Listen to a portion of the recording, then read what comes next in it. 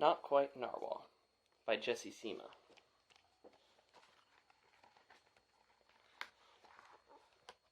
Kelp was born in the ocean. He knew early on that he was different from the other narwhals. His tusk wasn't as long as everyone else's. He had different taste in food.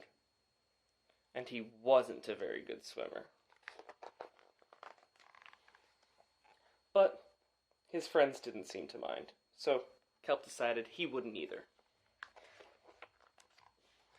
That is, until he was swept away by a very strong current. I wish I were a better swimmer. He found himself at the surface, closer to land than he'd ever been before. High up on the cliff, he spotted a mysterious, sparkling creature. It looked so familiar. It looked like Kelp.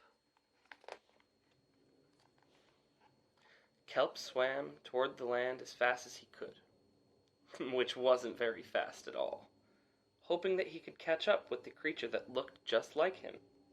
When he finally reached the shore, Kelp felt a little bit anxious. He had never left the ocean. He was nervous about walking for the first time, but the land creature made it look so easy. It wasn't. Eventually, he got the hang of it. Everything on land was strange and beautiful, but also kind of scary.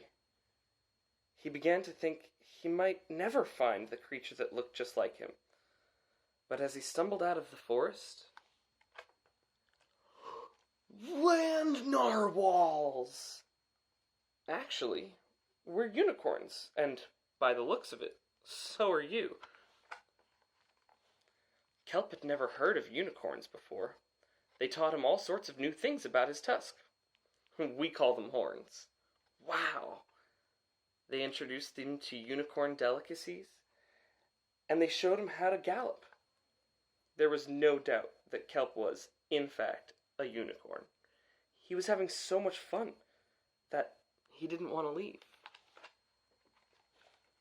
But then he remembered all his friends under the sea.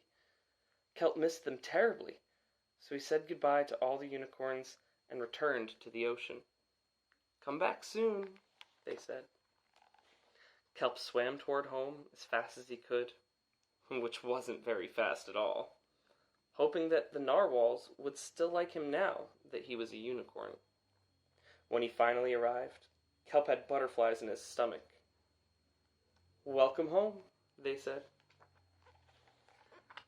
Kelp took a deep breath and told his friends the news. It turns out I'm not a narwhal. Of course you aren't, they said. I'm a unicorn. We all knew that. They took it quite well. Kelp was happy to be home, but now that he'd experienced life on land with the unicorns, he couldn't seem to forget them. Did he want to be a land narwhal with the unicorns? Or a sea unicorn with the narwhals? Kelp couldn't decide, but then he realized that maybe, just maybe, he didn't have to choose. The end.